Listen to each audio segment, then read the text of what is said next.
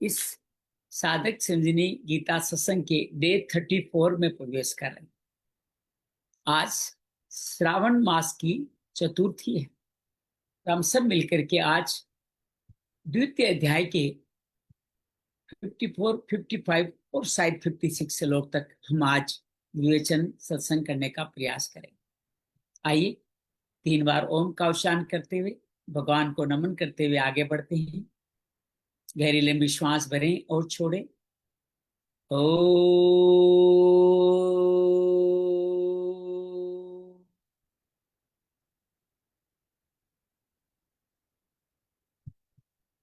हरि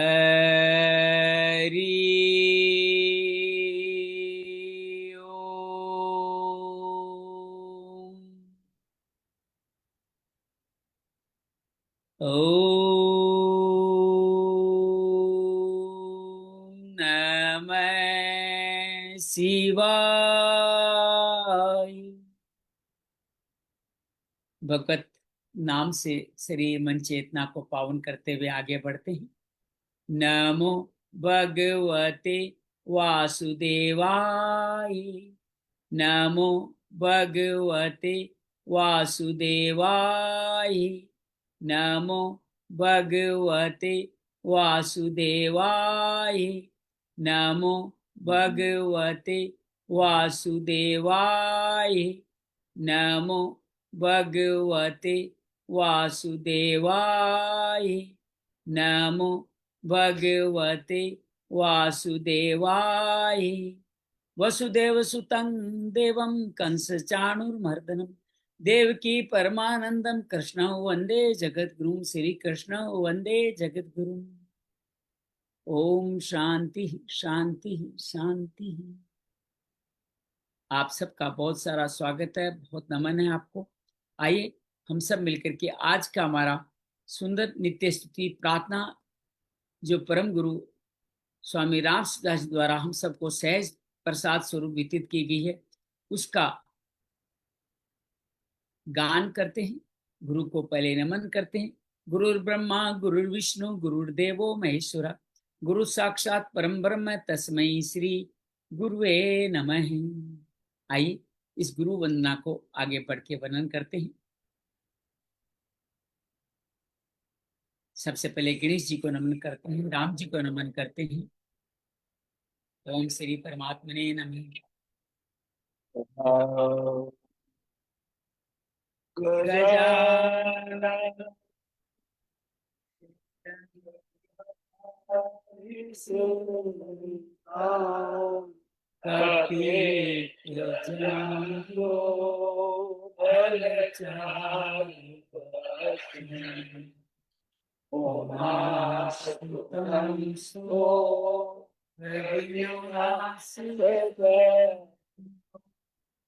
नमामि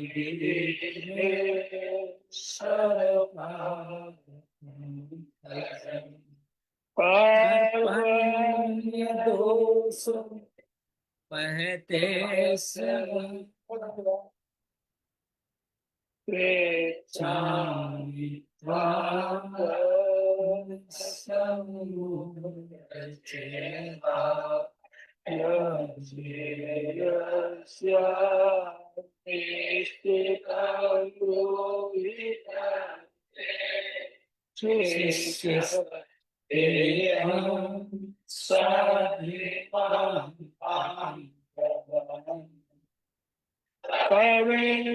पुराण अनुशासिता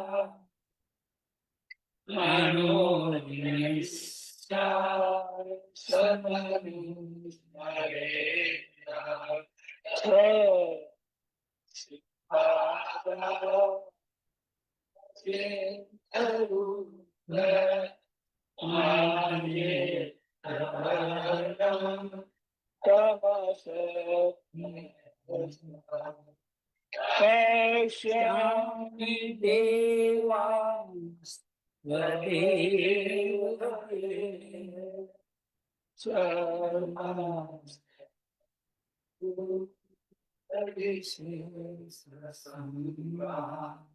ब्रह्माणीश कमलासनस्थो वंशिश्च सर्वा योगवान् अनेकबाहुनेत्र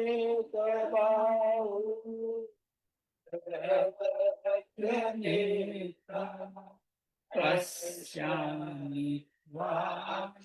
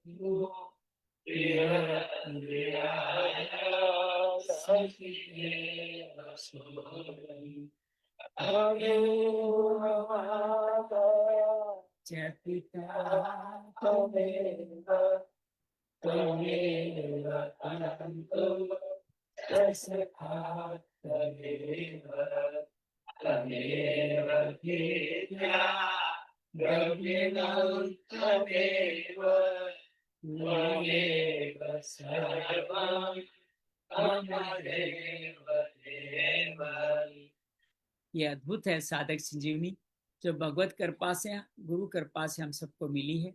आइए साधक संजीवनी के क्रम में आज आगे बढ़ते हैं, गीता माँ को नमन करते हैं। या देवी सर्वभूतेषु श्रीमद्भगवद गीता रूपेण संस्थिता नमस्तस्यै नमस्तस्यै नमस्तस्यै नमो नमः। या देवी सर्वभूतेषु साधक संजीवनी रूपेण संस्थिता नमस्तस्यै नमस्तस्यै नमस्तस्यै नमो नमः। जय जय माँ भगवत गीते, जय जय माँ भगवत गीते, हरिय कमल विहारिणी, हरिय कमल विहारिणी, सुंदर सुपुनीते। जय जय माँ भगवत गीते, दया सुधा बरसावनी, मातु कृपा कीजे, मातु कृपा कीजे, हरिपद प्रेम दान कर, हरिपद प्रेम दान कर, अपनों कर लीजिए। जय जय माँ भगवत गीते। वसुदेव सुतं देवं कंस चाणूरमर्दनम, देवकी परमानंदम, कृष्ण वंदे जगद्गुरु, श्री कृष्ण वंदे जगद्गुरु। गीता का प्रारंभ होता है धृतराष्ट्रवाद से, जो संजय से युद्ध का हाल जानना चाहते हैं। संजय प्रथम 11 श्लोकों में दुर्योधन के माध्यम से युद्ध का हाल सुनाता है। धृत सब घोषणाएं करते हैं, पहले भीष्म करते हैं, फिर समस्त भगवान श्री कृष्ण समस्त पांडव सेना के अधिपति सब राजा महाराजा सब घोषणा करते हैं। उन घोषणाओं को सुन करके पांडवों दुर्योधन अधर्म के रास्ते चलने वाले दुर्योधन के साथियों का हृदय विदीर्ण हो जाते हैं और वो इस तरह से वो भयभीत हो जाते हैं। और तब अर्जुन भगवान श्री कृष्ण से कहते हैं कि मेरा रथ सेना के मध्य में खड़ा करें ताकि मैं जान सकूं मुझे किन के साथ युद्ध करना है। और भगवान श्री कृष्ण रथ को सेना के मध्य में खड़े भीष्म और द्रोण के सामने खड़े रह करके कहते हैं कुरुवंशियों को तुम देख। इसी से अर्जुन में कौटुंबिक मोह का उदय होता है और अर्जुन के मन में कायरता आती है, जिसको संजय पढ़ लेता है और अर्जुन भगवान से कह उठता है कि मेरा इन सके संबंधियों को देख करके मेरा हृदय कांप रहा है, मेरा रोम हर्षित रोंगटे खड़े हो रहे हैं, मेरा गांडी गिर रहा है, त्वचा जल रही है, मैं भ्रमित हो रहा है और मैं खड़े होने में भी असमर्थ हूँ। मैं अपने रिश्तेदार संबंधियों को कैसे मारूं, इनको मार करके मैं किस तरह से सुखी होऊंगा। और इनके साथ वही कर सकते हैं इनके साथ युद्ध जिनका विवेक शक्ति काम क्रोध के कारण ढक ली गई हो, लुप्त हो गई हो। कुल का क्षय होने पर कुल धर्म का नाश होगा, अधर्म बढ़ेगा, अधर्म बढ़ने से स्त्रियां प्रदूषित होगी, वर्ण संकर होंगे, वर्ण संकर नरकों को स्वयं तो जाएंगी, पितरों को भी नीचे गिरा दें क्योंकि श्रद्धा समर्पण उनके अंदर से संपूर्ण खत्म हो जाएगा और बहुत समय नरकों में विश्वास करेंगे। हम बड़े खेद का विषय, बड़े भारी पाप का निश्चय कर बैठे, हमें इस पाप से बचना चाहिए। मैं युद्ध में धनुष नहीं उठाऊंगा, वो मेरा मरण भी कर दे तो मेरे लिए बड़ा हितकारी होगा। ये सब बातें करके संजय कहते हैं कि अर्जुन रथ के मध्य भाग में धनुष छोड़ करके बैठ जाते हैं। अर्जुन विषाद योग संपूर्ण होता है। द्वितीय अध्याय सांख्य योग में संजय वास से शुरू होता है। संजय कहता है विषाद में पड़े हुए अर्जुन को भगवान श्री कृष्ण ये वाक्य कहते हैं कि किस तरह से तुम इस विषम स्थिति में ऐसा निर्णय कर रहे हो जिससे तुम स्वर्ग भी नहीं पाओगे और कीर्ति भी नहीं पाओगे। और भगवान कहते हैं तो नपुंसकता प्राप्त नहीं हो, तुम वीर हो, क्षत्रिय हो, वीरी हो, तुम्हारा हृदय आगंतुक दोष से कैसे दुर्बल हो सकता है। उत्तिष्ठ, खड़े हो जाओ, युद्ध करो। अर्जुन का कुछ मोह खत्म होता है और कहता है लेकिन विषम द्रोह मेरे पूजनीय है, मैं उनके सामने कैसे युद्ध करूं। और साथ में ये भी कहता है कि इन पूजनों को मारकर तो मैं भिक्षा का अन्न खाना ही शेष समझता हूँ, राक्षस से हाथों से मैं कैसे भोगों को भोगूंगा। और भगवान आगे चल करके वो भगवान को ये भी कहता है कि हम ये भी नहीं जानते हम युद्ध जीतेंगे, करना उपयुक्त है या जीतेंगे, कौन हारेंगे, और हमारे सभी संबंधी हमारे साथ खड़े। मैं स्वीकार करता हूँ, मैं कायर हूँ, मैं अधर्म के रास्ते चलाऊं, लेकिन आप गुरु रूप में मेरा सुनिश्चित करके मुझे सही मार्ग बताए, मैं शिष्य आपकी शरण में आया हूँ। और अर्जुन पहला सवाल यहाँ पे रखता है, प्रथम सवाल के रूप में यहाँ इस श्लोक में कहते हैं पृथ्वी धन दान समुद्र राज्य देवता आदित्य मिल जाए तो भी मैं इंद्रियों को सुखाने वाला जो शोक है दूर हो जाए मैं नहीं देखता। और संजय कह उठते हैं इस तरह से मैं युद्ध नहीं करूंगा कहकर साफ साफ अर्जुन चुप हो जाते हैं। तब हंसते हुए इस विशेष ये परिस्थिति में भी हंसते हुए भगवान जो विषादग्रस्त अर्जुन है उनसे ये वचन बोले और गीता का प्रारंभ होता है। वो कहते हैं तुमने शोक न करने का शोक किया, पंडितों की बातें कर रहे हो, जिनके प्राण चले गए या प्राण कभी नहीं जाने वाले उनके लिए शोक का क्या कारण। और भगवान आगे चल के बहुत स्पष्ट रूप से इसी बात को बढ़ाते हैं, किसी काल में न मैं नहीं था, न तुम नहीं थे, न राजा, ने सभी थे और आगे भी रहने वाले हैं, फिर शोक किस बात का तू करने वाला है। इस मनुष्य में बचपन, जवानी, बुढ़ापा और देहांत, नया देह मिलना एक स्वाभाविक है, तो फिर किस चीज का तुम शोक करने वाला है। और भगवान और स्पष्ट कहते हैं इंद्रियों के विषय जड़ पदार्थ जो प्रतिकूलता अनुकूलता सुख दुख देने वाले हैं ये अनित्य है और इनको तुम सहन करो। यहाँ तितिक्षा की बात करते हैं, धीर पुरुष की बात करते हैं। और भगवान कहते हैं जो तत्वदर्शी लोग होते हैं जो अमृतत्व को प्राप्त करते हैं वो हम अमृत पाने में आप समर्थ हो जाओगे अगर तुम अगर तितिक्षा करोगे, सुख दुख को सहन समभाव से सहन। यह समता का थोड़ा सा संकेत देते हैं।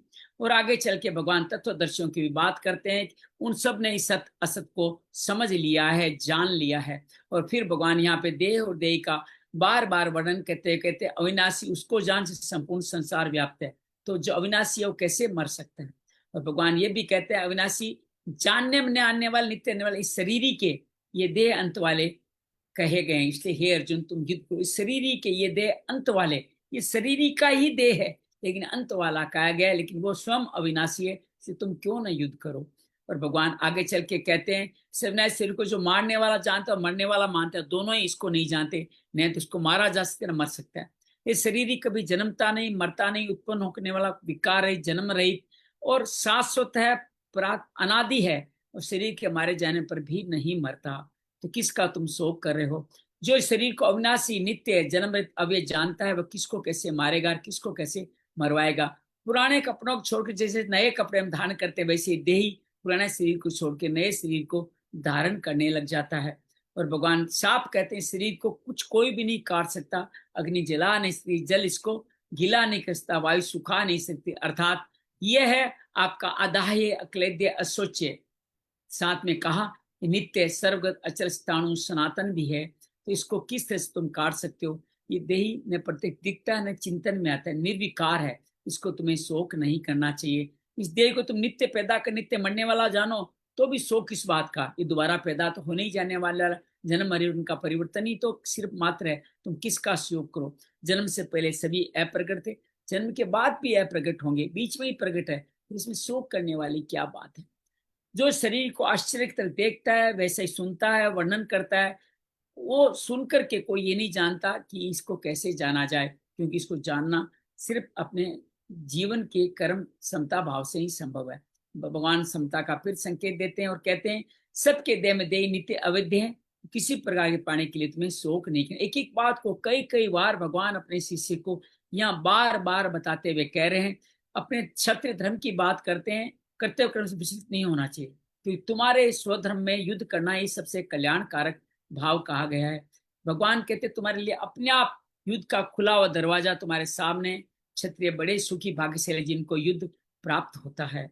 स्वधर्म की बात हम सबके लिए भी कहते हैं, ये धर्म युद्ध नहीं करेंगे तो अपने धर्म का और कीर्ति का त्याग करके पाप को प्राप्त होंगे। तेरी सदा रहने वाली अपकीर्ति कथन की निंदा होगी, समाज मनुष्य लेके मृत्यु से बड़ा दुखदाई है। साथ में महारथी लोग भय के कारण हटा हुआ मानेंगे, उनकी जिनकी मैं तुम्हें सम्मान पा चुका वहां तो लघुता अर्थात गिर जाएगा। शत्रुलोग के सामर्थ्य निंदा करेंगे, कहने न कहने वाले वचन कहेंगे, उससे बढ़ तेरे दुख की बात क्या होगी। अब युद्ध करने के लाभ बताते हैं। युद्ध में मारा जाएगा तो स्वर्ग की प्राप्ति होगी, युद्ध में जीत जाएगा पृथ्वी का राज्य भोगेगा। हे कुंती नंदन, तो युद्ध के लिए निश्चित ही खड़ा हो जा। जय पराजय, लाभ हानि, सुख दुख को समान करके फिर युद्ध में लग जा। इस प्रकार युद्ध करने से पाप को प्राप्त नहीं होगा। तो सुख दुख समय करतवा या समता का संकेत दिया है। और भगवान अगले ही श्लोक में कह बैठते हैं कि ये बुद्धि मैंने तेरे सांख्य योग के विषय में कही है, जिस समबुद्धि अब कर्म योग के विषय में सुन, समता से तो कर्म बंधन का त्याग कर देगा। और भगवान कहते हैं इस समबुद्धि, समता वाली बुद्धि के 4 गुण बताते हैं। इसमें आरंभ का अर्थात बीज का नाश नहीं होता, उल्टा फल नहीं होता, और इसका थोड़ा सा भी कल्याण, थोड़ा सा भी अनुष्ठान मृत्यु भय से मुक्ति दिला देता है। चौथे भाव में कहता है ये तुम्हें को एक तत्वाभ्यास में लगा देगी। जो इसको नहीं जानते वो अनेक विधाओं के अंदर जाते हैं, बहुत शाखाओं का विस्तार करते हैं, और फिर उनको समता कभी नहीं मिलती। और भगवान कहते हैं उनको क्यों नहीं मिलती? क्योंकि कामनाओं में तन्मय, कामना ही सबसे बड़ी हमारी जीवन बंधन का कारण है। वो स्वर्ग को भी श्रेष्ठ मान लेते हैं, क्योंकि वेदों में यही कहा गया है स्वर्ग की प्राप्ति करो, लेकिन ये भोगों के सिवा कुछ नहीं, स्वर्ग भी भोगी है। ऐसा कहने वाले पुरुष अविवेकी है। उनकी जो दिखाऊ स्वाभाविक वाणी को जो कह करते हैं जन्म रूपी कर्म फल को देने वाली है, और भोग ऐश्वर्य की प्राप्ति के लिए बहुत सी क्रियाओं को वर्णन करने वाली है। और भगवान बार बार स्पष्ट करते हैं इस वाणी से जिनका अंतःकरण जो भोग कामनाओं में लिप्त हो गए, भोग की तरफ खींच गया है, भोग ऐश्वर्य में अत्यंत आसक्त है, उनमें कभी एक निश्चय वाली बुद्धि नहीं होती। वो बार बार अनेक भोग वासनाओं तरफ चलते रहते हैं। यहाँ त्रिगुणों की बात करते हैं और कहते हैं वेद में तीनों गुणों तक ही वर्णन किया गया है, तुम इनसे भी ऊपर उठ जा, तीनों गुणों से रहित गुणातीत हो जा। ये शब्द आगे फिर आएंगे। राग द्वेष के द्वंद्वों से निर्द्वंद हो जा। चौथा भाव परमात्मा में स्थित हो जा, फिर तुम्हें योग क्षेम की चाहना भी नहीं रहेगी, न भोग न संग्रह, और तुम परमात्मा प्रायण हो जा। इस परमात्मा प्रायण की परिभाषा समुद्र के समान देते भगवान कहते हैं वो इतना समुद्र के समान हो जाए तो उसमें वेदों जैसे छोटे छोटे कुंडों के जलों की आवश्यकता होती नहीं, तो उनका कोई प्रयोजन नहीं रखता। और भगवान कह उठते हैं, आइए यहाँ से हम श्लोक पढ़ने का प्रयास करें। कर्मण्येवाधिकारस्ते मा फलेषु कदाचन माँ कर्म फल हेतुर्भुर्मा ते संगोस्व कर्मणि। कर्तव्य कर्म करने में तेरा अधिकार है पहला, कर्म फल में तेरा अधिकार नहीं, उसका तुम हेतु भी न बन और तेरी कर्म न करने में आसक्ति भी न हो। तो अगले श्लोक में इसी की व्याख्या भगवान और अच्छी तरह से करते हुए कहते हैं, योगस्त कुरु कर्माणि संग त्यक्त्वा धनंजय सिद्धिया असिद्धियो समो भूत्वा समत्वम योग उच्यते। आसक्ति का त्याग कर, सिद्धि असिद्धि में सम होकर, योग में स्थित होकर कर्मों को कर। कि पीछे भी कहेगा कर्मों में तेरी आसक्ति न हो, ऐसा कार्य नहीं करना, आगे भी बार बार कहेंगे। समत्वम ही योग कहला जाता था। अपने कर्तव्य कर्म का पालन करते हुए सुख दुख में समभाव रहना ही समता है। इसी समता को और बताते हैं यहाँ पे, दुरेण एवरम कर्म बुद्धि योगा धनंजय बुद्धोरसम अन्विच्य कर्पणा फल हेतु। बुद्धि योग की अपेक्षा सकाम कर्म दूर से ही निकृष्ट है, अर्थात किसी भी इच्छा से किसी भी फल की प्राप्ति के किए जाने वाले कर्म निकृष्ट है। हे धनंजय, तू समता वाली बुद्धि का आश्रय ले, क्योंकि फल का हेतु बनने वाले अत्यंत दीन होते, अर्थात उन पर दया करनी चाहिए, कर्पण होते जो फल की इच्छा से कर्म करते हैं। आगे भगवान बड़ा सुंदर बताते हैं, बुद्धि के आश्रय का फल बता रहे हैं। बुद्धि युक्तो चाहती वह उभे सुकृत दुष्कृते तस्माद् योगाय युज्यस्व योग है कर्मसु कौशलम। बुद्धि कौन सी बुद्धि? समता वाली बुद्धि से युक्त, यहाँ जीवित अवस्था में पुण्य पाप दोनों को त्याग कर देता है, अर्थात मुक्ति जीवित अवस्था मिलने वाली है उसका संकेत देता है। अतः योग में लग जा, किसमें? समता वाली बुद्धि में। सेवा वाले कर्म में लग जा, कर्तव्य कर्म में लग जा। तो कर्मों में योग ही कुशलता है, कर्मों में समता ही कुशलता है। अपने कर्म में अकर्म देख और कर्म में फल का हेतु नहीं बन, तो समता में आ जाएगा और यही कुशलता है। आगे भगवान ने कल कहा था, कर्म जम बुद्धि युक्ता ये फलम त्यक्त्वा मनीषिण जन्म बंधेर विनिर्मुक्ता पदम गच्छत अनामयम। समता बुद्धि कर्म जिन्हें फल का त्याग करके वो क्या फल पाता है? जन्म बंधन रूप से मुक्त होकर निर्विकार पद को प्राप्त हो जाता है। अनामय मतलब निर्विकार, जिसमें कोई विकार नहीं हो, उससे मुक्त हो जाता है। और कल भगवान ने ये भी कहा, ये दाते मोह कलिम बुद्धिर्वेति तदा गंतासी निर्वेदम स्वतवश्य सुतस्य। जिसमें तेरी बुद्धि मोह रूपी दलदल, मोह लाभ कामना ये सारे इसमें आ गए, क्रोध तक, इनसे भली भांति तर जाएगी, अर्थात समभाव में स्थित हो जाएगी। उसी समय सर्वेंद्रिय का वर्णन किया, यहीं से सबसे पहले हमारे अंदर कामनाएं इंटर करती है। सुने हुए जो सुनते हैं वो इस लोक के हैं, श्रोतव्य से अर्थात तुम सुने हुए सुनने मानने वाले भोगों से वैराग्य को मुक्त हो जाएगा, वैराग्य को प्राप्त हो जाएगा। और भगवान इनका दोबारा और बताते हैं इन दोनों में क्या फर्क है। श्रुति वृत्ति प्रतिपन्ना ते यदास्ति निश्चला समाधावचला बुद्धिस्तता योगम वापसी। निश्चल और अचल दो परिभाषाएं भगवान यहाँ दे रहे हैं। जिस काल में शास्त्रीय मतभेद, क्या है शास्त्रीय मतभेद? कि मरने पे स्वर्ग मिलेगा, यही तुम्हारा लक्ष्य, ये शास्त्रीय मतभेद है। इसको स्रोत व्यवश्य कहा गया, अर्थात ये लोक परलोक दोनों में ही सुख का भाव मत रख, अर्थात पुनर्जन्म होगा, मुझे अच्छा जन्म मिलेगा, मैं अच्छे पुण्य करूंगा, मैं उसका भोग करूंगा, या मैं और अच्छे कर्म करते थे स्वर्ग पहुंच के अमर हो जाऊंगा या अमृत पालूंगा, लेकिन मुक्ति वहां भी नहीं है। तो कहते हैं यही शास्त्रीय मतभेद है। तेरे से बुद्धि अगर विचलित हो जाएगी, विचलित बुद्धि, तेरी बुद्धि निश्चल हो जाएगी। कैसे होगी? जिस काल में निश्चित हो जाएगी ये बुद्धि, अर्थात कामनाओं से तुम रहित हो जाओगे, परमात्मा में अचल हो जाएगी। बुद्धि निश्चल होने पर ही, अर्थात बुद्धि चलती नहीं है, इधर उधर भटकती नहीं है, समता में स्थित हो जाना है, निश्चल बुद्धि है। और परमात्मा में अचल, तो फिर आप परमात्मा में अचल हो, दोनों बातें एक ही है। जब बुद्धि निश्चल होती है, परमात्मा में अचल हो जाते हो, उसी काल में तू योग को प्राप्त हो। यहाँ योग का तात्पर्य समता भी है और परम परम सृष्टि के समकक्ष हो जाना, परमात्मा बन जाना ही योग की संपूर्णता है। उस योग को तू प्राप्त हो जाएगा। और अब 54वें श्लोक में अर्जुन वाच आ गया। देखो, एक पहले अर्जुन वाच आ चुका है, जिसमें अर्जुन शिष्य बन करके भगवान के चरणों में आता है कि मुझे आप ज्ञान दीजिए, अपना संशय भी कहते हैं। उसके बाद में अब अर्जुन कहाँ किस लेवल पे पहुंच गए। हम सब लोग, अंजलि, सरला, गुरदीप, अपने अपने लेवल को चेक करें। हम सब अर्जुन हैं, क्या हम भी इस लेवल तक पहुंच गए जिस लेवल में अर्जुन पहुंचा है? तो भगवान कहते हैं दलदल और जो सुने हुए, जिनको कह सकते विपरीत विचार के स्वर्ग मिलेगा, उनसे भी दूर हो जाता है, उसको स्थिर बुद्धि वाला पुरुष भगवान ने निश्चल कहा ना। निश्चल का मतलब स्थिर बुद्धि, अचल का मतलब स्थिर बुद्धि। इसके विषय में अर्जुन अब सवाल करता है। हम सब लोग अब अर्जुन को सुनने को तैयार हो गया। आपके मन में अगर सवाल आ रहे हैं, इसका मतलब जो कह रहा है उसके प्रति आपकी कुछ न कुछ बात आपको जम रही है। तो अर्जुन वाच है, स्थित प्रगस्य का भाषा समाधिस्तस्य केशव, स्थित की परिभाषित किम आसीत वर्जेत किम। यहाँ गीता के जो महत्वपूर्ण कुछ शब्द है उसमें से एक शब्द की परिभाषा अर्जुन पूछता है, जिसको स्थित प्रज्ञ कहा गया।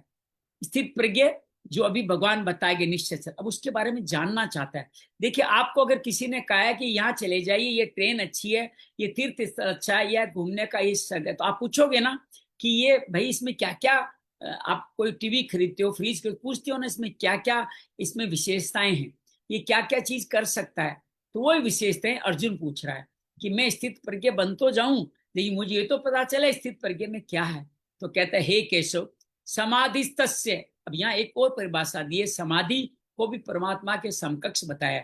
गुरुदेव जी जो समाधि में, हम निर्विकल्प समाधि में, निर्विचार समाधि में जब जाते हैं, सम आदि ईश्वर के समान समान हो जाते हैं। तो परमात्मा में समाधि के समय रहते हैं, वहीं हमेशा बना रहे, वो मुक्ति है। समाधि तो हर किसी की थोड़े योग के प्रयास से लग ही जाती है, लेकिन उस समाधि को संयम में परिवर्तन करते हुए हमेशा वहीं बने रहें, विवेक को जागृत कर लें, वो समाधि का सुधरा हुआ उत्कर्ष स्वरूप है। ये बात थोड़ी गहरी है, समझने का प्रयास कीजिएगा, मुझे लगता है आप योगी हो, आपको समझ में आ जाएगा। समाधिस्थ परमात्मा स्थित प्रज्ञ से, फिर नाम है स्थित प्रज्ञ। स्थित प्रज्ञ जिसकी बुद्धि स्थिर हो। स्थिर बुद्धि वाले मनुष्य के क्या लक्षण होते हैं? का भाषा, भाषा का मतलब लक्षण। स्थित भी, स्थिर बुद्धि वाला मनुष्य क्या सवाल पूछता है? की परिभाषित, कैसे बोलता है। आगे बताए किम आसीत, अर्थात कैसे बैठता है। फिर आता है किम वर्जित, कैसे चलता है, अर्थात व्यवहार कैसे करता है। 3 सवाल पूछ ली, कैसे बोलता है, कैसे बैठता है, कैसे व्यवहार करता है। और भगवान यहाँ पे स्पर्श करते हैं जो प्रश्न किए उनमें कर्म और बुद्धि को लेकर जो 47 श्लोक में भगवान ने बताया, उससे शंका पैदा हुई। पर भगवान ने 52-53 श्लोक में कहा, जब तेरी बुद्धि इस मोह रूपी दलदल से, विपरीत विचारों से तर जाएगी, तब तुम योग को प्राप्त हो। तब अर्जुन के मन में शंका हुई, जब मैं योग को प्राप्त हो जाऊं तो स्थित पर क्या हो जाऊंगा, तब मेरे क्या लक्षण होंगे। वो अपने ही लक्षण पूछ रहा है, तो योग को प्राप्त हो जाएगा समता मान के, तो मेरे क्या लक्षण होंगे। तो अपने व्यक्तिगत शंकाओं को पहले ही पूछ लिया। कर्मता बुद्धि को लेकर सिद्धांत कर। दूसरी शंका, जैसे आपको कोई कहता है कि ये पढ़ाई कर लोगे तो आप ये विद्वान हो जाओगे, ये नौकरी मिल जाएगी, तो आप पूछते हो ना कि मैं नौकरी पालूंगा तो मेरे को क्या क्या मिलने वाला है। अपना पैकेज पूछ रहा है अर्जुन कि मुझे पैकेज में क्या क्या मिलने वाला है। तो कर्म बुद्धि को दूसरी शंका, उसको भी लक्षणों का वर्णन होने के बाद तीसरे अध्याय के 35 श्लोक में फिर पूछेगा, बुद्धि को लेकर शंका है वो पूछेगा। अर्जुन सिद्धांत का प्रश्न यहाँ 54 श्लोक में कर लेते तो स्थित प्रज्ञ में प्रश्न करना उससे बहुत दूर पड़ जाता। अगर अभी पूछ लेता कि मुझे सांख्य योग कर्म योग में कौन सा उचित है, तो फिर स्थिति प्रज्ञ का विषय पीछे हट जाता, फिर वो पूछ नहीं पाता। तो यहाँ हमें क्या संकेत मिलता है? गुरु जब जो चीज बात कह रहे हैं उस चीज में कोई संशय उसको नोट करें। ऐसा नहीं गुरु को रोका के पूछना। यहाँ तो संवाद चल रहा है, गुरु ने इजाजत दे रखी है, इसलिए अर्जुन पूछ रहा है। लेकिन सामान्य बातों में गुरु का अगर पूरा सत्संग चल रहा हो तो उस भाव को नोट कर ले, उसके बाद में पूछे। जैसे हमने आपको अनम्यूट मोड में डाल रखा था, आप पूछ भी नहीं पा रहे होंगे, तो आप उन बातों को नोट कर ले और बाद में पूछ ले कि साहब ये बात कैसे आएगी। तो समाधिस्थ से क्या प्राप्त है? जो मनुष्य परमात्मा को प्राप्त हो गया उसी के लिए समाधिस्थ पद आया है। तो समाधि में जब होते हैं तो परमात्मा को प्राप्त होते हैं। ये बात यहाँ समझ लीजिए, नोट कर लीजिए। स्थित प्रज्ञ, ये पद साधक और सिद्ध दोनों का वाचक है। साधक भी स्थिति प्रज्ञ में स्थापित होता है और जो सिद्ध हो गया वो भी स्थित होता है। किसका मतलब? जिसका विचार दृढ़ है, जो साधन से कभी विचलित नहीं होता, ऐसे साधक भी स्थिति प्रज्ञ है। अभी मुक्ति को नहीं पहुंचे, लेकिन विचार दृढ़ है, एक बुद्धि का, एक तत्व अभ्यास करने वाली व्यवसाय नाम बुद्धि उनमें आ चुकी है, वो स्थित प्रज्ञ साधक है। और परम तत्व का जिसने अनुभव कर लिया है और जिसकी बुद्धि स्थिर हो चुकी है, वो ऐसा सिद्ध भी स्थित प्रज्ञ है। तो हम सब भी स्थित प्रज्ञ बन सकते हैं मुक्ति से पहले भी, यहाँ संकेत दे रहे हैं महाराज। अतः स्थित प्रज्ञ शब्द साधक सिद्ध दोनों के लिए कहा गया। पहले 41 से 45 श्लोक तक और 47 से 53 श्लोक साधकों का ही वर्णन हुआ है। अब तक किसकी बात हुई? हम सबकी तो बात हुई। समता में हो, कामना में न उलझो, इस सुने हुए लोग के आगे वाले सुखों में मत आप लीन हो, ये हम सबके लिए हुआ है। आगे के श्लोक में सिद्ध के लक्षण में साधकों का भी वर्णन होगा। आगे साधक सिद्ध बन सकते हैं, तो सिद्ध का वर्णन करते हुए साधकों को एक दिखाया जाएगा कि आप भी सिद्ध बन सकते हैं। अब यहाँ फिर शंका होती है, अर्जुन समाधि से निश्चित पर की बात हुई थी, पर भगवान ने साधकों के क्यों इस बात क्यों कही? इसका समाधान ही है, ज्ञान योगी साधक जैसे अर्जुन भी वही है। साधक की तो प्राय साधन अवस्था में कर्मों से उपरति हो जाती है, कर्म से उपरति हो सकती है। सिद्ध अवस्था में कर्मों से विशेष उपराम हो जाता है, विशेष कर्म होने ही रुक जाते हैं, अर्थात अपने आप ही कर्म होने लगते हैं जिनका कोई हेतु फल नहीं बनता, लेकिन उसकी कर्मों से उपरति होती है, अर्थात कर्मों में रति नहीं रहती।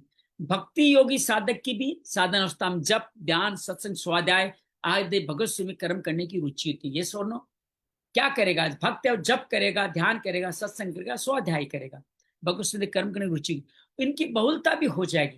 लेकिन सिद्ध अवस्था में तो भगवत संबंधी कर्म विशेषता से होते हैं, अर्थात भगवत प्रेरणा से ही कर्म होते हैं।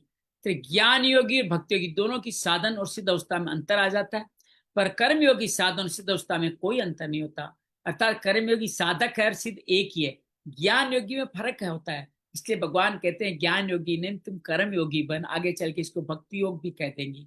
साधन अवस्था में कर्म करने का जो परिवार है उसके योग कारण कर्म ही खास कारण रहे। भगवान ने सिद्ध के लक्षण साधन जिससे सिद्ध हो उसके साधन भी बता दिए, और जो सिद्ध हो गए उनके लक्षण भी बताए। का भाषा, अगला सवाल है, परमात्मा में स्थिर बुद्धि वाले मनुष्य किस वाणी से कहा जाता है, अर्थात उसके क्या लक्षण होते हैं? भगवान आगे एक श्लोक में जवाब देंगे। स्थित विकी प्रभा से स्थिर बुद्धि वाला मनुष्य कैसे बोलता है? भगवान इसका जवाब 56वें 97वें श्लोक में देने वाले हैं। किम आसीत, वह कैसे बैठता है, संसार से किस तरह उपराम होता है? भगवान इसका 63वें 58 से 63 5 श्लोकों में इसका जवाब देंगे, वो किस तरह से कार्य करता है। वर्जित किम, वह कैसे चलता है, कैसा व्यवहार करता है। 64वें से लेके 31वें श्लोक तक ये उदाहरण देंगे। ये 72 श्लोक का हमारा पूरा भाग है, द्वितीय अध्याय। तो अब सारे की सारी जो कथा चलनी है वो किसके बारे में चलनी है? स्थित प्रज्ञ के बारे में ही चलनी है। तो ये भगवान के श्लोक में अर्जुन के पहले प्रश्न का भगवान इसमें उत्तर देते हैं। श्री भगवान वाच है, परजहाति यदा कामान सर्वान पार्थ मनोगतान आत्मन्येव आत्मना तुष्ट स्थित प्रज्ञस्तदा उच्यते। हे प्रथानंदन, यदा, जिस काल में, मनोगतान, मन में आई संपूर्ण कामनाओं का भली भांति, परजहाति भली भांति त्याग कर देता है। कौन? साधक। अपने आप से, अपने आप में ही संतुष्ट रहता है। आत्मना आत्मनि, अपने आप में ही, अपने आप में ही संतुष्ट रहता है, उस काल में वह स्थिर बुद्धि कहा जाता है। कब स्थिर बुद्धि रहेगा? जब अपने आप में संतुष्ट करेगा और कामनाओं का त्याग कर देगा। गीता की एक शैली है, जो साधक जिस साधन कर्म में भक्ति द्वारा सिद्ध होता है उसी साधन से उसकी पूर्णता का वर्णन किया जाता है। भक्ति योग के साधक भगवान का कुछ और है नहीं, ऐसे अन्य योग से उपासना करते जो 12वें अध्याय में सुनने वाले। अतः सिद्धावस्था में संपूर्ण प्राय में देश भाव से रहित हो जाता है। 12वें अध्याय का 13वां श्लोक, राग द्वेष रूपता आप अच्छी तरह याद है आपको। ज्ञान योग में साधक स्वयं को गुणों से सर्वदा असंबद्ध निर्लिप्त देखता है। ये 14वें अध्याय के 19वें श्लोक में भगवान असम निर्लिप्त की बात करते हैं। अतः सिद्धावस्था में क्या होता है? संपूर्ण गुणों से सर्वथा अतीत हो जाता है। ये गुणातीत की अवस्था है। साधक में गुणातीत नहीं हुआ, गुणातीत कौन होता है? सिद्ध होता है। ऐसे कर्म योग में कामना के त्याग की बात मुख्य कही गई है। अतः सिद्धावस्था में संपूर्ण कामनाओं का त्याग कर देता है।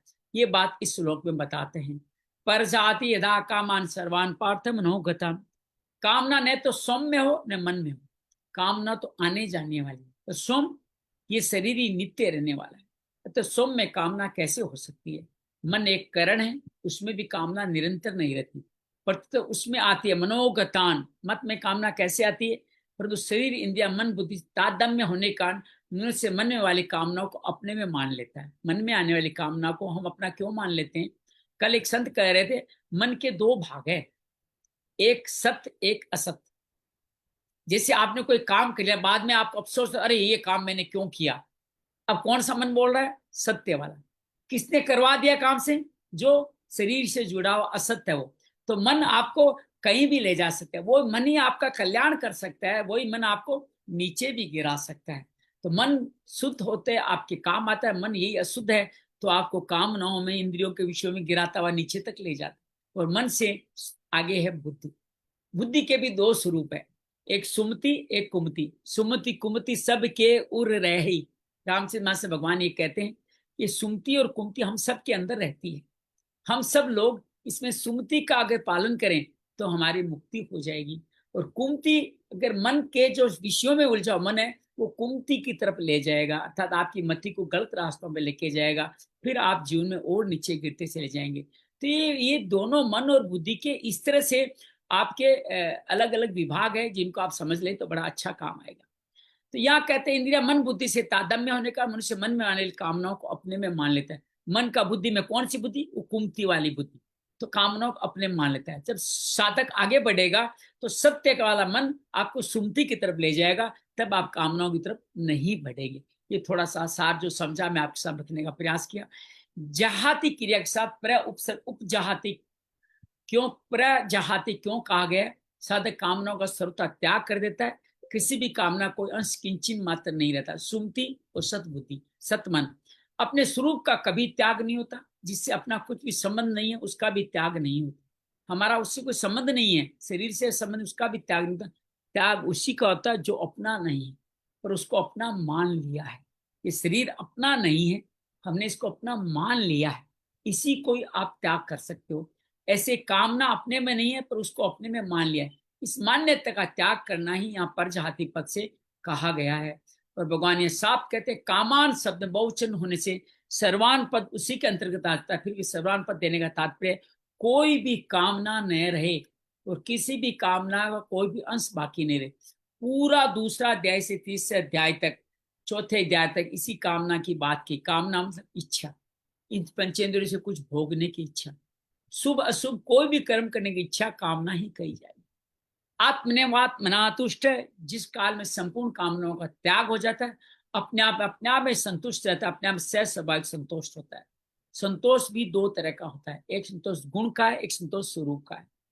अंतःकरण में किसी प्रकार की कोई भी इच्छा नहीं हो, ये संतोष गुण है। और सोम में असंतोष का अत्यंत अभाव, ये संतोष स्वरूप है। असंतोष हो ही नहीं सकता, ये संतोष का स्वरूप है। गुण क्या है? कोई इच्छा नहीं होना। अभी नहीं है अंतःकरण में, लेकिन आगे चल के हो भी सकती है। संतोष गुण अगर विद्यमान है तो इच्छाएं भी उत्पन्न हो सकती है। तो कहते संतोष से भी असंतोष में चले जाओ, अत्यंत भाव करो तो संतोष का स्वरूप स्थापित हो जाओ, खुद स्वरूप बन जाओगे। कि स्वरूप संतोष सरदार रहता है, इसके लिए कोई भी अभ्यास विचार नहीं करना पड़ता। स्वरूप रूप संतोष में ही प्रज्ञा अर्थात बुद्धि, सुमति वाली बुद्धि स्वतः स्थिर रहती है। स्थित प्रज्ञस्त तदा उच्यते। स्वयं जो बहुत शाखाओं वाले अत्यंत कामनाओं को अपने में मानता था, उस समय भी वास्तव में कामनाएं अपने में नहीं थी, स्वयं स्थित प्रज्ञ ही था। परंतु उसमें अपने में कामनाएं मानने का कारण बुद्धि स्थिर नहीं होने से स्थित प्रज्ञ नहीं कहा जाता। अर्थात वो अनंत कामनाओं को अपने में बहुत मानता था, उसमें वास्तव में कामनाएं उसमें थी नहीं, लेकिन स्थित प्रज्ञ स्वयं स्थित प्रज्ञ ही था। पर कामनाएं मानने के कारण बुद्धि स्थिर न होने का स्थित प्रज्ञ नहीं कहा सकता। अर्थात जो इच्छाएं उनको मान लिया, अर्थात उसको अपनी स्थित प्रज्ञा अनुभव नहीं होता था। अब उसने अपने में संपूर्ण कामनाओं का त्याग कर दिया, मान्यताओं को हटा दिया कि मुझे कुछ स्वर्ग भी पाना है, ये मान्यता भी हटा दी, तब स्थित प्रज्ञ कहा जाता है। उसको अपनी स्थित प्रज्ञता का अनुभव हो जाता है। साधक तो बुद्धि को स्थिर बनाता है, परंतु कामनाओं का सर्वथा त्याग बुद्धि को स्थिर बनाना नहीं पड़ता, तो स्वतः ही स्वाभाविक स्थिर हो जाता है। साधक को स्थिर बनानी पड़ती है, बुद्धि को ध्यान में लगाना, अच्छे कर्म में लगाना, कर्तव्य कर्म में लगाना। स्थिति प्रज्ञ को फिर बुद्धि को स्थिर नहीं कराना पड़ता, क्योंकि कामनाओं का सर्वथा त्याग कर चुके। यहाँ एक और बात स्पष्ट कर दूं, कामनाओं का सर्वथा त्याग करने पर भी कर्म संपूर्ण नहीं होते, कर्म फिर भी करते रहने पड़ते हैं। आगे भगवान इसको और स्पष्ट करेंगे। कर्म योग में साधक का कर्म ज्यादा संबंध रहता है, उसके लिए योग में आरूढ़ होने में कर्म कारण है। आरूरुक्षे मुनेर्योगम कर्म कारणम उच्यते, ये छठे अध्याय में भगवान बताएंगे। कर्म योगी का कर्मों का संबंध साधक अवस्था में रहता है और सिद्धावस्था, कर्म दोनों ही अवस्था में करने, ये बात समझ लीजिए। बिना कामना के कर्म करना कर्तव्य कर्म ही तो हो सकता है, समता सुख दुख में वही होते। सीधा अवस्था में कर्म योगी द्वारा मर्यादा के अनुसार कर्म होते रहते, जो दूसरों के लिए आदर्श रहते। जो 30 अध्याय 21 श्लोक में भगवान बताएंगे कि कर्म होते ही रहेंगे।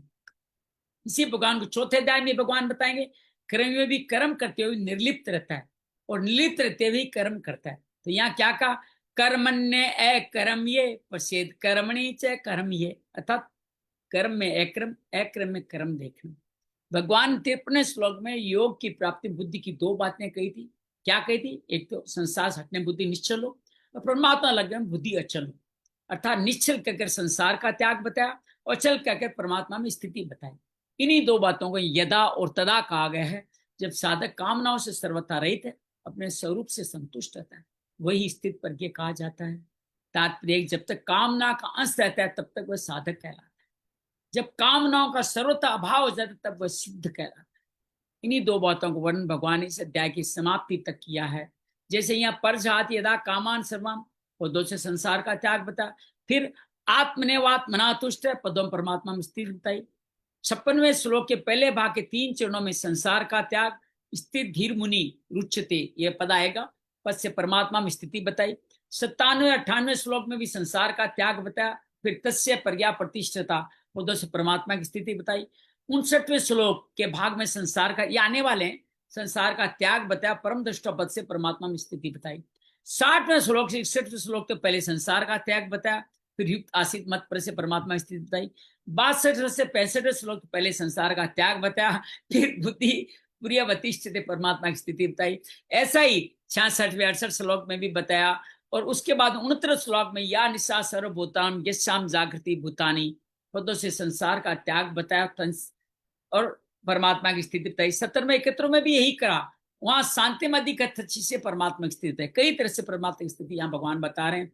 72वें श्लोक में नैना प्राप्ति विमुक्ति, तो संसार का त्याग बताया, और ब्रह्म निर्वाणम इच्छति आदि पुरुष परमात्मा की स्थिति, अर्थात कामनाओं को त्याग और परमात्मा की स्थिति, यही एकमात्र मार्ग है परमात्माओं को पाने का, सिद्ध होने का। तो इस तरह से भगवान ये कहते हैं, एक विभाग अस्थिर बुद्धि वालों का है, एक स्थिर बुद्धि वालों का है। अस्थिर बुद्धि वालों की बात 41-44 श्लोक तक कह दी है। स्थिर बुद्धि वालों की बात 55 से 71 श्लोक तक कहते हैं। जो स्थित प्रज्ञ है, जिस प्रकार साधक संसारिक रुचि का त्याग कर अपने स्वरूप में स्थित होता है, उस समय स्थिर बुद्धि वाला कहा जाता है।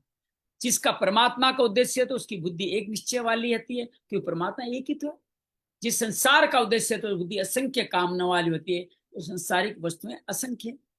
समता की प्राप्ति के लिए बुद्धि की स्थिरता होना बहुत आवश्यक है। पातंजलि योग दर्शन में चित्तवृत्ति निरोध कहा गया है, वह मन की स्थिरता को महत्व दिया गया। लेकिन भगवान यहाँ कहते हैं पर गीता बुद्धि की स्थिरता को महत्व देती है, कि मन का संचालन कौन करता है, बुद्धि तो मन का संचालन कर रही है। बुद्धि तो विश्लेषण करती है असत और असत का, उसके बाद में डिसीजन कौन लेता है, वो बुद्धि लेता है। तो बुद्धि सुमति वाली, समता वाली हो, उसको यहाँ महत्व दिया गया। पातंजलि भी, मैं यहाँ थोड़ा सा एक अलग बात आपके कहूँ, पातंजलि मन शब्द कहीं यूज नहीं किया है।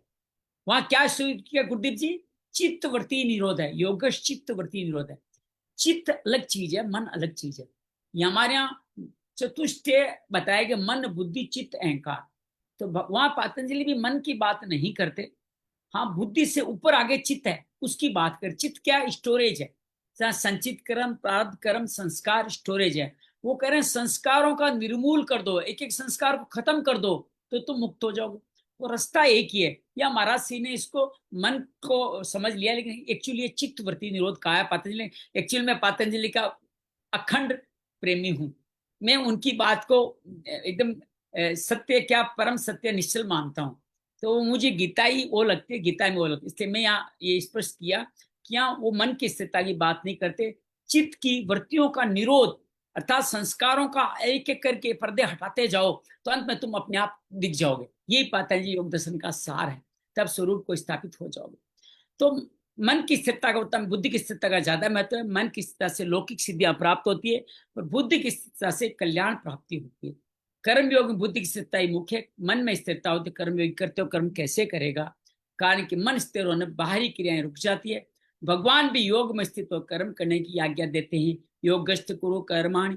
पर जाति थे काम कामान सर्वान पद देने का यही तात्पर्य, किंचन मात्र भी कामना न रहे, पूरा का पूरा त्याग हो जाए, कारण कि कामना ही परमात्म प्राप्ति में खास पादक है। अब आगे के 2 श्लोकों में ये कहा गया है स्थित प्रज्ञ कैसे बोलता है, लेकिन हम ये दोनों श्लोक कर लेंगे। आज इतना ही करते हैं, आराम आराम से आगे बढ़ते हैं। कोई जल्दी नहीं है अपने को, अपना जीवन ईश्वर, अगर इसको पढ़ते पढ़ते ही जीवन भी संपूर्ण हो गया तो इससे बड़ी बात क्या है। तो हम लोग पढ़ते रहें, करते रहें। आइए अंजलि, मैं आपको अनुरोध करता हूं कि आप आए और अनम्यूट करके अपने आप को इन दोनों की बात, दोनों श्लोकों को आप पढ़ें तो बहुत सुंदर तरीके से आपका वाचन हम सबको बड़ा ही प्रेरणा दे। मेरी तो आंखें बंद हो जाती है, ये समाधिस्थ होने की इच्छा करती है जब आप बोलते हैं। तो आइए 54वें श्लोक में आगे बढ़ते हैं।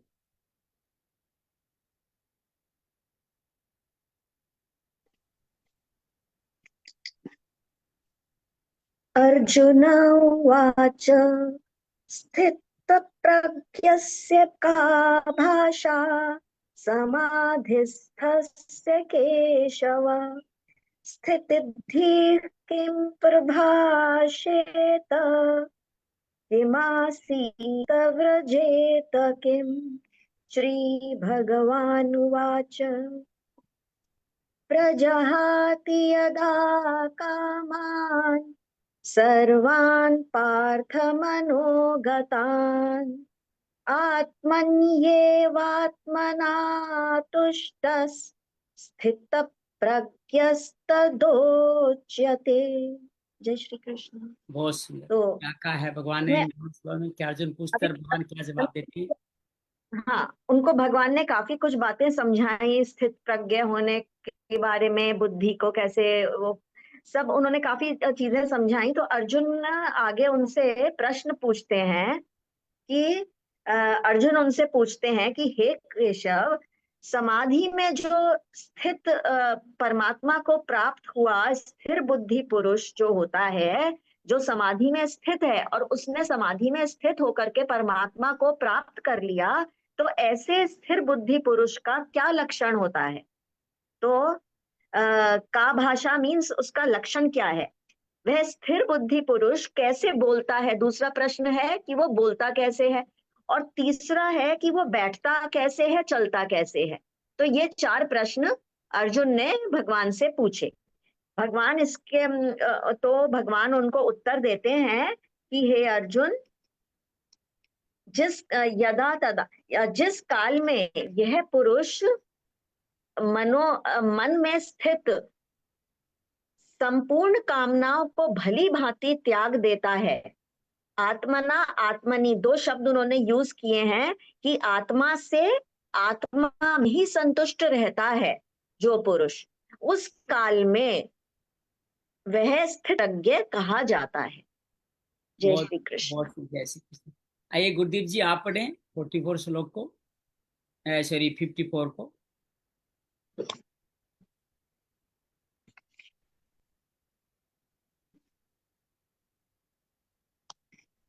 हरि ओम जी। अर्जुन उवाच स्थितप्रज्ञस्य का भाषा समाधि अस्तेऽस्य केशव स्थितिधिं किं प्रभाषेत किमासीत व्रजतेत किम। तो आपका अर्जुन क्या पूछ रहा है? अर्जुन यहाँ पर भगवान से पूछ रहे हैं, हे केशव, परमात्मा में स्थित होने वाले स्थिर बुद्धि मनुष्य की क्या क्या लक्षण होते हैं। उसने अभी तक जो कुछ भी एकाग्र होकर भगवान से सुना और उसके मन में उसके बाद एक प्रश्न उत्पन्न हुआ कि अगर मैं सब कर लूंगा, यदि मैं सब कुछ कर लिया तो उसके बाद उसके लक्षण क्या होंगे, मेरे में क्या चेंजेस आएंगे, मेरे में क्या क्या भाव उठेंगे और कैसे कैसे ऐसे इंसान क्या करेगा। तो उस कहते हैं कि वो स्थिर बुद्धि वाला कैसे बोलता है, सबसे पहला प्रश्न है। बैठता कैसे है और चलता कैसे है। ये तीनों प्रश्न है, तो अगले श्लोक में भगवान उसका आंसर दें। बहुत हरिओम। बहुत बहुत सुंदर। हाँ, सरलाभ आप पढ़ें। अर्जुन उवाच स्थितप्रज्ञस्य का भाषा समाधिस्थस्य केशव स्थितधि किं प्रभाषेत किमाशीत प्रजेत किम। श्री भगवान उवाच प्रजिहाति यदा कामान् सर्वान् पार्थ मनोगतान् आत्मन्येवात्मना तुष्टः स्थितप्रज्ञस्तदोच्यते। इसमें भगवान एक बात आप सब समझें, स्थित प्रगस्य तदो को तदा पढ़ें, तदा, और उसमें ऊ की मात्रा से ओ बन गया है, आ और ऊ बन के ओ बनता है। स्थित प्रगस्य तदा उच्यते, अगर अपने मन में बोलने में तदो उच्यते पढ़ ले, मन में भाव तदा उच्यते लाएंगे। तदो शब्द कोई होता नहीं है, उससे हमारे को हम लोग थोड़े विशेष हटना जाए, तदा उच्यते रहे। उच्यते शब्द, मुच्यते शब्द, प्रमुच्यते शब्द गीता में बार बार आएगा। उच्यते का मतलब कहा जाता है, उच्यते का मतलब है कहा जाता है, और तदा का मतलब तो आप समझते हैं उस काल में। तो आइए आप बताइए, इनका भावार्थ बताइए दोनों का। इसमें अर्जुन श्री भगवान से, कृष्ण से सवाल कर रहे हैं, बोल रहे हैं कि जो स्थिर बुद्धि वाले मनुष्य होता है, जो स्थिर बुद्धि वाला मनुष्य होता है, उसकी क्या पहचान होती है। मतलब वो किस तरह चलता है, किस तरह बैठता है, किस तरह सुनता है, अर्थात उसका क्या व्यवहार कैसे करता है वो। तो भगवान उसको उत्तर देते हैं, बताते हैं कि जो संसार, जब कोई मनुष्य सांसारिक, जब कोई मनुष्य अपनी सभी सांसारिक इच्छाओं को त्याग देता है और त्याग देता है और आत्मा में ही संतुष्ट हो जाता है, उसे स्थिर बुद्धि मतलब स्थिर प्रज्ञ कहा जाता है। जब जब हम लोग स्वयं में अपनी संपूर्ण कामनाओं का अभाव हमको अनुभव हो जाता है, तो हमारी बुद्धि खुद ब खुद स्थिर हो जाएगी, स्थिर प्रज्ञ हो जाएगी। बहुत बढ़िया, बहुत सुंदर। आइए इस स्थित धीर पुरुष को ध्यान में करने की कोशिश करते हैं। क्या हम ध्यान में इस तक पहुंच पाते हैं, इसकी तरफ करने की प्रार्थना करें। हमारा दूसरा अध्याय सोमवार से शुरू होगा गीता लर्न में।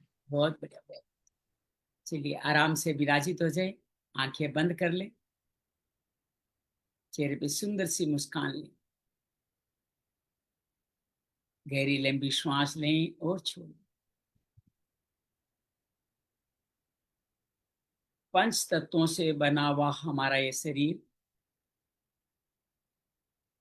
स्थूल शरीर, मन बुद्धि चित्त अहंकार से सजा सूक्ष्म शरीर, तो इनसे होने वाले कर्म फलों से युक्त है कारण शरीर। जैसे हम जाग रहे हैं तो हम इस स्थूल शरीर का अनुभव करते हैं। आप और हम सब अभी जागृत अवस्था में हैं, स्थूल शरीर का अनुभव कर रहे हैं। जब हम सोते हैं और सोपन अवस्था होती है, तब हम सूक्ष्म शरीर का अनुभव करते हैं। और नींद से उठते ही जब कहते हैं आह बहुत अच्छी नींद आई, वो कारण शरीर का अनुभव। स्थूल शरीर, सूक्ष्म शरीर, कारण शरीर। सूक्ष्म शरीर के विषय मन बुद्धि चित्त अहंकार चतुष्टय के साथ में शरीरी के साथ नए जन्म का कारण बनते हैं। स्थूल शरीर के सारे अंग प्रत्यंग यहीं पे रह जाते। ये शरीर बार बार बदलता रहता है शरीरी के साथ। गहरी लंबी श्वास भरें और छोड़ें। धीरे से अपना ध्यान नाभि क्षेत्र पे ले जाएं। अग्नि तत्व का वास, सूर्य का वास। पृथ्वी जल सूर्य हम सबको सब कुछ देते ही रहते, बड़े ही दयालु। कह दें मैं कुछ नहीं चाहता, आई वांट नथिंग। जब सब कुछ स्वतः ही उपलब्ध है तो कैसी चाहना, कैसी कामना, बस कृतज्ञता। मैं कुछ नहीं चाहता। धीरे से ध्यान हृदय क्षेत्र पे ले जाएं। परम पिता ईश्वर हमें बहुत प्रेम करता है।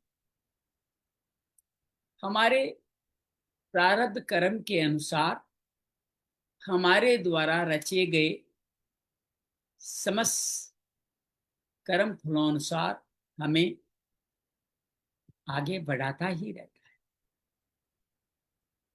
जब वो कुछ नया देने वाला नहीं, लेने वाला नहीं, हमारे कर्म ही, प्रारब्ध कर्म ही हमारा बंधन है, तो कह दें उनसे भी मैं कुछ नहीं चाहता, आई वांट नथिंग।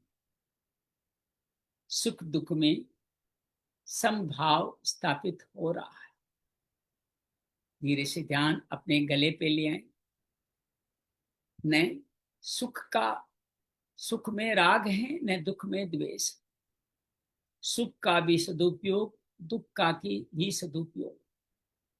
धीरे धीरे हम खाली होते जा रहे हैं, कर्म करते जा रहे हैं, निश्चल होते जा रहे हैं, परमात्मा में अचल स्थापित होते जा रहे हैं, खाली होते जा। धीरे से अपना ध्यान भ्रकुटी पे ले। जब हम खाली होकर के इन कामनाओं का, इच्छाओं का त्याग करते जा रहे हैं, हमारे मन सत्य की ओर बढ़ता है, बुद्धि सुमति में, समता में स्थापित होती है और विवेक फल जागृत होता है। ये भी सब कुछ स्वतः ही हो रहा है, मैं कुछ नहीं चाहता, आई वांट नथिंग। कर्म हो रहे हैं, फलों में आसक्ति नहीं, फलों की इच्छा नहीं, कर्मों की भी इच्छा नहीं। यही विवेक है, यही सद्बुद्धि है, यही सुमति है, यही समता वाली बुद्धि है। यहाँ जो भी कर्म हो रहे हैं, कर्तव्य कर्म हो रहे हैं, दूसरों के कल्याणार्थ कर्म हो रहे हैं। धीरे से अपना ध्यान सर की चोटी पे ले जाएं। समस्त कामनाओं से रहित होकर, ईश्वर में ही समाधिस्थ होकर, मैं कुछ नहीं हूं, आई एम नथिंग। अकर्ता भाव, मैं कुछ नहीं कर रहा, दोनों भाव के साथ समाधिस्थ होते हैं। मैं शरीर नहीं, मैं मन भी तो नहीं। समता वाली बुद्धि में स्थिर होकर समाधिस्थ परमात्मा के समकक्ष होकर विश्राम कर।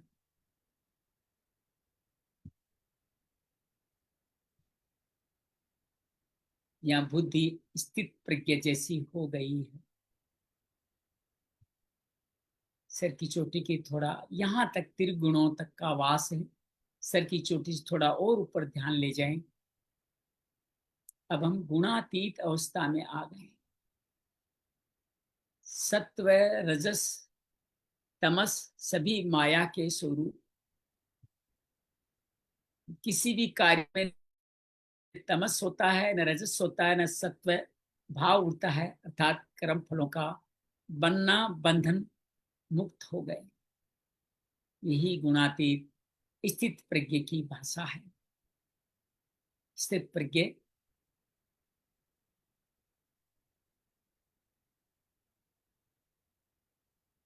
सब कुछ करते हुए भी कुछ नहीं करता। किसी कामना, किसी इच्छा, किसी फल, किसी हेतु का भाव भी नहीं रहता।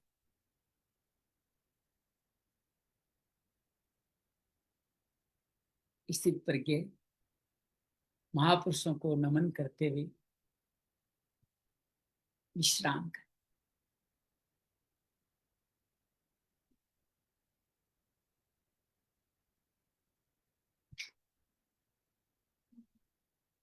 योगे योगे सन सचिदानंदम वासुदेव व्रज प्रियम धर्म संस्थापकम वीरम कृष्ण वंदे जगत गुरु। श्री कृष्ण वंदे जगत गुरु। ओम शांति शांति शांति।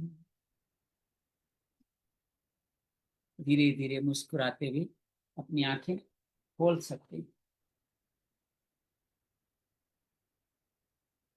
बहुत बहुत धन्यवाद, बहुत बहुत आभार। उम्मीद है आप सब ने इसका आनंद लिया होगा और आपने बहुत सुंदर तरीके से इसको समझा होगा। स्थित प्रज्ञ की अवस्था साधक लोग अनुभव करते हैं समाधिस्थ में, तो परमानेंट वहीं स्थित हो जाते, कामना का त्याग हो जाए तो वो स्थित प्रज्ञ हो जाए। उम्मीद है आपने इस भाव को समझा होगा, जाना होगा, पहचाना। भैया जी, हम्म, अर्जुन की ना एक बात मुझे बहुत अच्छी लगी। अर्जुन ने जो पूछा वो हमारे ऊपर भी लागू होते हैं। तो अर्जुन ने पूछा भगवान से कि अपने सारी अपना जो भी विषाद था वो सब बताने के बाद में फिर उन्होंने कहा कि जो मेरे लिए कल्याणकारी हो तो वो आप मुझे बताएं, जो मेरे लिए अच्छा हो, वो वैसा ज्ञान, मतलब वो बातें मुझे बताएं। तो ऐसे ही हम भी जैसे अर्जुन हैं, हम ईश्वर से ना मुझे ये चाहिए, हम हर चीज मांगते रहते हैं, लेकिन साथ में हमें ये भी बोलना चाहिए कि जो मेरे लिए कल्याणकारी हो हे ईश्वर, हमें वो ही दे। बहुत सुंदर, ये बहुत बड़ी बात है, बहुत बड़ी बात है, बहुत बड़ी बात है। हम गलत भी मांग सकते हैं। जैसे बच्चा कोई गलत चीज मांगता है तो आप देते हो क्या उसको? नहीं। आप नहीं दोगे, कल्याणकारी ही दोगे। लेकिन अब बच्चा अगर मांगे ही कल्याणकारी तो इससे उत्तम बात क्या होगी? हम्म। सबसे सर्वोत्तम बात है ना, बच्चा मांगे ही कल्याणकारी। आपका बच्चा कल्याणकारी न मांगे तो भी आप कल्याणकारी ही दोगे, पहली बात तो ये समझ लीजिए। आप बच्चे का विनाश वाली बात तो बताओगे ही नहीं किसी हाल में। लेकिन बच्चा उत्तम अवस्था का बच्चा है, अर्जुन अनुराग से प्रेरित है, वो कल्याणकारी बात ही पूछ रहा है। तो ये तो बहुत उत्तम अवस्था के साधक के लक्षण हैं जो अर्जुन में और हम सब में है, तभी हम यहाँ विराजित हैं। जी। यही हमेशा पूछना चाहिए। बहुत सुंदर, तो बड़ा सुंदर शब्द है स्थित प्रज्ञ। और जब हम लोग योग की क्लास या योग की बहुत सारी गुरुदीप जी जब आप परीक्षाएं देते रहे हैं अलग अलग क्षेत्र की, तो स्थित प्रज्ञ के लक्षण बार बार पूछे जाते रहे कि स्थित प्रज्ञ क्या है, किस तरह करते हैं। आगे इसकी तुलना कछुए से भी की जाएगी, ठीक है ना। तो कैसे कामना से मुक्त होता है, अलग अलग भाव अब आएंगे इन 12-13 श्लोकों में, और बहुत अद्भुत है।